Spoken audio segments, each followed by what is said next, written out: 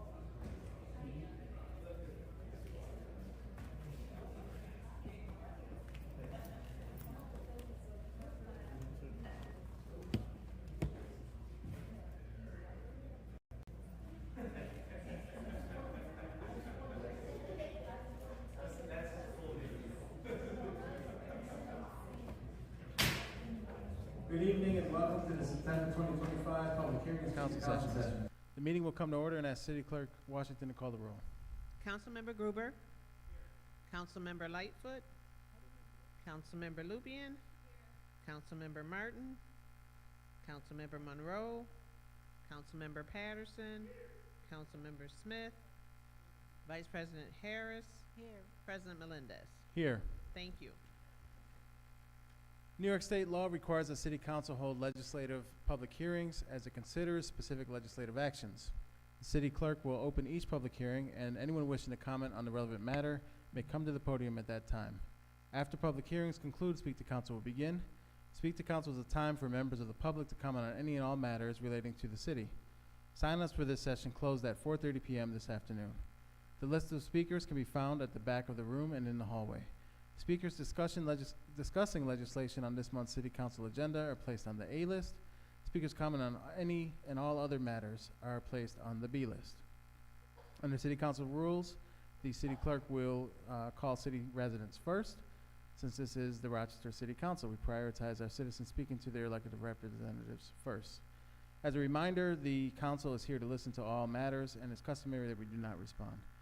Now let's begin this month's public hearings. Each speaker will be given 3 minutes at the podium, and the City Clerk will lead us through each hearing.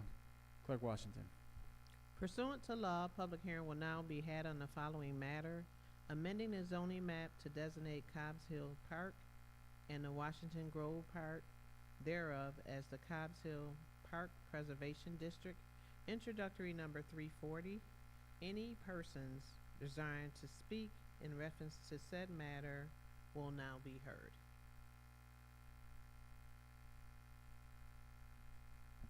All right, seeing no speakers, that hearing is now adjourned.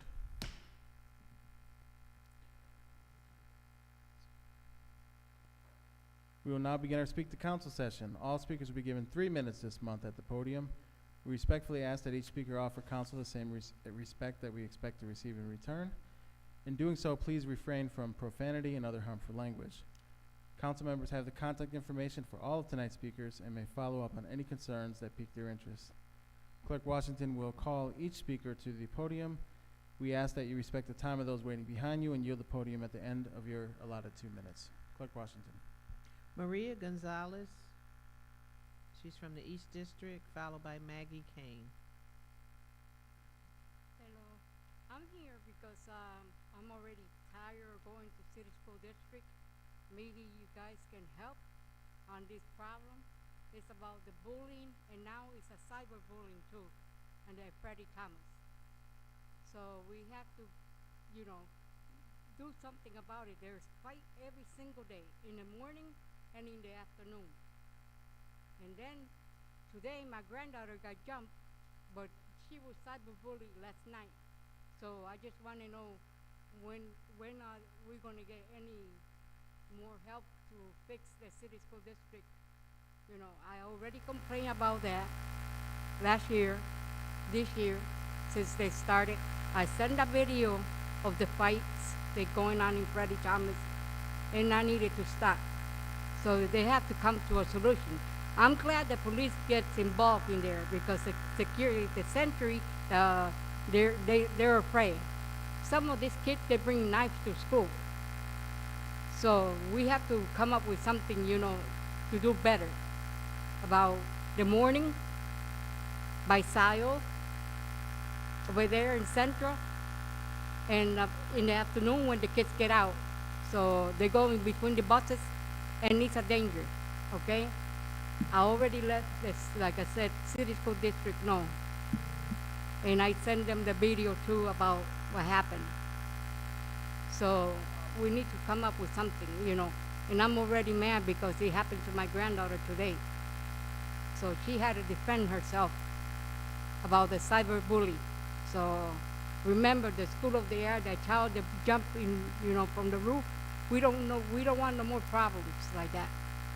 So we need to get something done. And also I'm here so we can help Delphi Rise because they need help with fundings. They help the community, every community. It doesn't matter if it's a zip code 14621. They help every single person that goes there, and they need fundings just to do that. Can you do just at least, write it down and talk to them, because they really help. They go to their homes, they go to the streets and pick up the person that they call for help. They go to every place and they take them to the mental places. They have openings, okay? So at least we can try and, give them funding so they can help more people from the community, especially the homeless and the drug addictions, okay? That's why I'm here.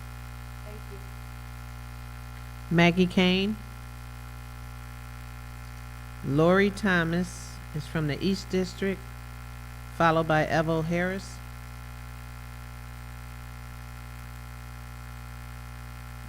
Good evening. I'm not used to having 3 minutes. I can actually speak slowly. Neighbors Unite 585 walked with President Melendez throughout the depressed neighborhoods of Rochester. That was nearly 2 years ago, and very little has changed. Yes, we have more housing while homeless camps are being dismantled, elders are being displaced from their homes due to not-for-profit corruption, and house fires are leaving people homeless. Where are these people being placed? We have perfectly viable residences available to house our homeless that belong to the people of the state of New York. Yet no one in City Council has approached our state legislators to send taxpayer dollars to rehabilitate those residents, like those that face South Avenue and can be seen from the street, while the properties behind them fall into disrepair, wasting taxpayer dollars. The City Council spends valuable taxpayer dollars on projects that are contrary to the economic success of Rochester, detrimental to the safety of Rochester, while hatefully ignoring the immense poverty of our children in Rochester. This City Council has promoted and dedicated taxpayer dollars towards creating affordable housing that the majority of the impoverished citizens in Rochester cannot afford or are unqualified to rent. The west end of Beechwood neighborhood is filled with housing construction that will not be completed until October of 2026. Where are people supposed to live during the winter until then? Citizens have come to speak to council year after year, respectfully asking help from City Council members who sit quietly year after year ignoring us. It is time for a new government, a government of the people, a government for the people, and a government by the people. The people will begin to know and understand that without our tax dollars paying for everything our government does, that it is incumbent upon we the people to elect those who benefit people, not money, not the corporations, not the politicians, not the wealthy, but the people, all of the people. If that is not what you stand for, you must be replaced by citizens who share that belief, so Rochester can become a city that is successful for all of its people. Thank you. Evo Harris is from the East District, followed by Gloria Davis. First time since 1994 that I've actually set foot in chambers. Back in 1992, I ran for city council. I got 10,000 votes. Can you imagine what I would do with 10,000 votes today? I'm here to talk about political violence. And first, I want to say I totally reject political violence. Commissioner Michael Patterson was recently threatened. He can appreciate, he can tell you what political violence is. And during the mayoral debate, Mayor Malik Evans said that he had been threatened more than any other mayor in the history of Rochester. Merriam-Webster does not have a single definition or combined definition of political violence. By combining a separate definition, political violence can be described as the use of force to injure, damage, or destroy with the intent of affecting government or influencing government policy. A broader definition from other sources, violence by the state against its own citizens. And I'm just mention Rochester. The city of Rochester cleared a homeless encampment under a bridge at Marshall Street and South Avenue on Friday, December 20th, 2024. 5 days before Christmas, with little to no notice. To me, that was political violence. And then they justify it by saying, a city spokesman speaking for the mayor said the actions were taken out of compassion due to the intended extreme weather. Well, if you don't care for the people 364 days out of the year, why just one particular day? To me, that's manipulative political rhetoric. That equals political violence. When the American Medical Response, AMR, and the city of Rochester, the ambulance workers and the police were negligent and violated Julius Coleman's 14th Amendment right by denying him medical treatment, that man died. That's political violence. He was kicked out of the ambulance mainly because he was black. That's political violence. And when we elect people based upon the color of their skin, that's not only ignorance, but that can lead to political violence. Look at Donald Trump, 77.3 million, and I believe that most people voted for him because he was a white male.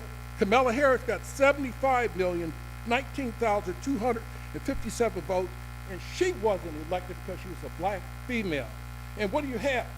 You have the presidential policies, what they're doing to immigration, what they're doing to the homeless, what they're doing to harm reduction strategies, and not trying to help people. I'm a disabled veteran. They tried to cut my benefits to a tune of $7,000 a year. I had to fight for my benefits. And the last time my benefits were cut was under the Reagan administration. Reagan, Donald Trump. I'm talking about as a disabled veteran. And since October 2023, and I'm gonna close it with this, there's been 65,000 Palestinians murdered, killed, most of them women and children. And we don't speak anything about that. That's political violence. And when we, at least some of us, sit on our behinds and don't Your speak time out, is up. yeah. And all I want to say is that we need, all of us, we need to speak about political violence. Thank you for allowing me to speak. Gloria Davis. Owen Cheney.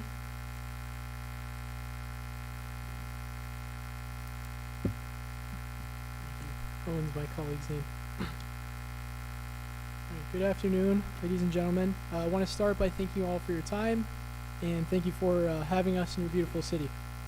My name is Mark Nicolosi. I'm joined today by my partners Justin and Jacob, and we traveled here today from Syracuse. Excuse me, sir. sorry. Your name is not on the list. So, yeah, Owen Cheney, Equitable Advisors. It's the, yeah, The name of the organization? Equitable. Okay. Okay, thank you. So Sorry. no worries. So my name is Mark Nicolosi. I'm joined today by my partners Justin and Jacob. We traveled here today from Syracuse to speak to you about something very important, the financial health of your employees here in the great city of Rochester. Now I'm here today on behalf of my firm, Equitable, which is one of the oldest and strongest financial planning firms in the U.S. We work with private and public sector employees. We've been providing our clients with invaluable financial services across the country since 1859. Now, as elected officials, you all have the power and responsibility to ensure your city employees are financially capable of retiring after many years of great service to the city. We know that your plate is very, very full, and that's why we're here to help. So please consider the hypothetical example of a couple, John and Jane Doe. John works for a corporation in the private sector, and Jane works for her local city. John has access to a 401k plan through his corporate employer, and possibly some additional financial advisory services. Jane, however, is only limited to the retirement plans offered by New York State. John's financial advisor advises him to contribute $3,500 a week into his 401k and Jane fails to contribute to a defined contribution retirement plan altogether because she is not assisted or automatically enrolled in such a plan. John retires 30 years later at age 70, assuming a 7% rate of return with $4 million in his 401k. Jane, who failed to contribute to a similar type plan, retires with $0. The fear of reaching elderly years with no savings to rely on is something we must address before it becomes a reality for the employees here in the great city of Rochester. Now, we did not drive all the way here from Syracuse today to ask you to simply believe that Equitable is the best firm for this job. What we are asking for is the opportunity to discuss this matter in more detail at a time that's convenient for your schedule. So I'll leave you with my business card if I may. We'll follow up with you next week, and my firm will also be present at the New York State Conference of Mayors. We look forward to seeing you there. And with that said, on behalf of myself and my partners here today, thank you all very much for your time. Albert Agarin from the town of Greece.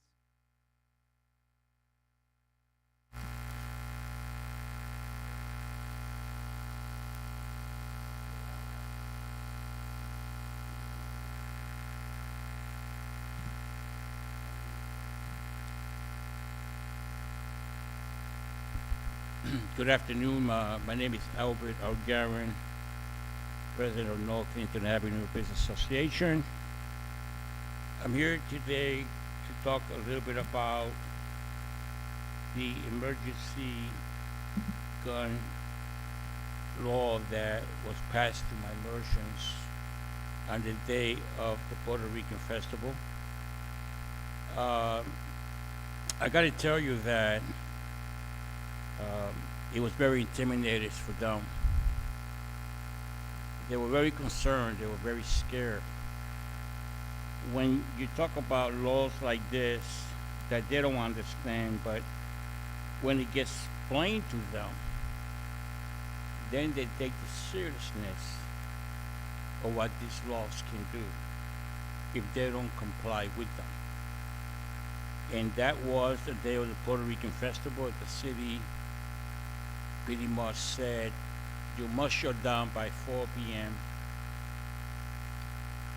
And if you refuse to do it, you could be fined or even arrested. I'm giving you, each one of you, a copy of the letter. I'm giving you all the emails that I've been sending to all of you. And the impact that it had. The festival don't finish into 11 p.m. and you're ordering for them to shut down at 4 p.m. That's a 7 hour of loss of income that those merchants did have. And we did talk to every merchant about the loss of it, which it came up to $72,000. So my advice to you is, before you pass these laws,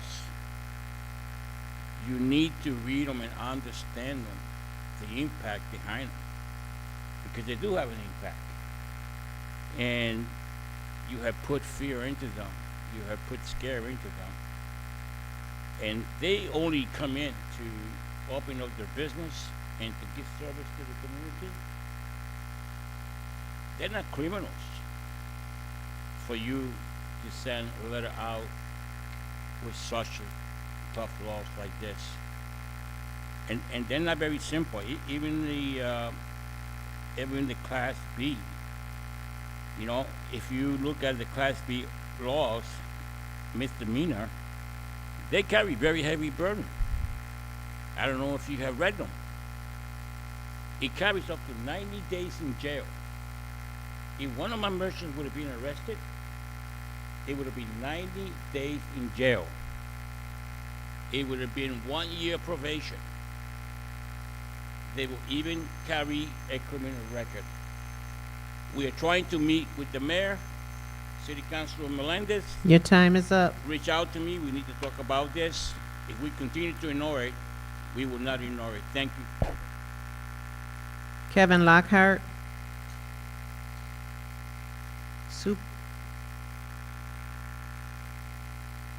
Super Patel. He's from the town of Pittsburgh. Good evening. My name is Super Patel, and I actually own a business on North Clinton Avenue. And the reason I'm here is the same thing what Albert was explaining was when we received that letter, it was a very threatening letter. It wasn't a request, it was an order. And small businesses on that street have closed down a lot, and it's, as it is, it's getting tougher to do business on the street. On top of that, putting these kind of orders and restricting us during the time where we are the busiest the most. We've been open for Puerto Rican Day Parade for past, as long as we had the store, almost over 25 years. And we've never had an issue. And we thrive on these kind of holidays for the business, to make the rent, or whatever. As it is, there's too many issues going on that's restricting our profit. So these are the kind of, and if this goes on, then it kind of limits us with our income, where we depend on these kind of income throughout the year for these festivals and holidays.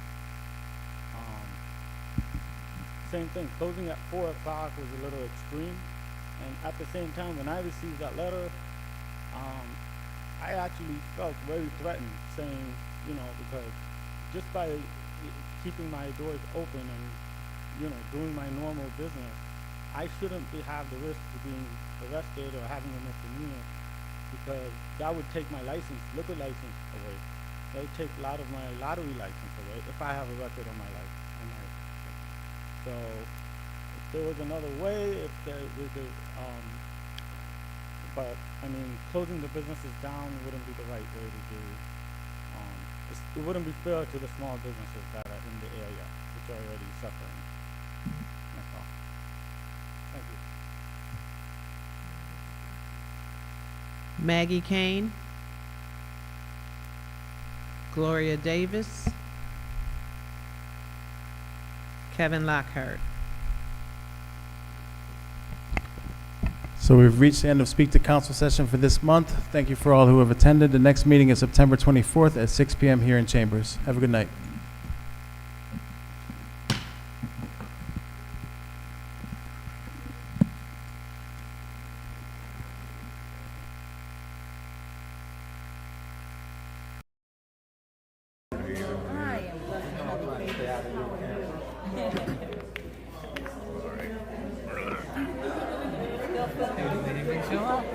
Huh? Kevin didn't even show up? No. Somehow, wait, because this tends to, let me stop the stream. Let me at least turn down the sound.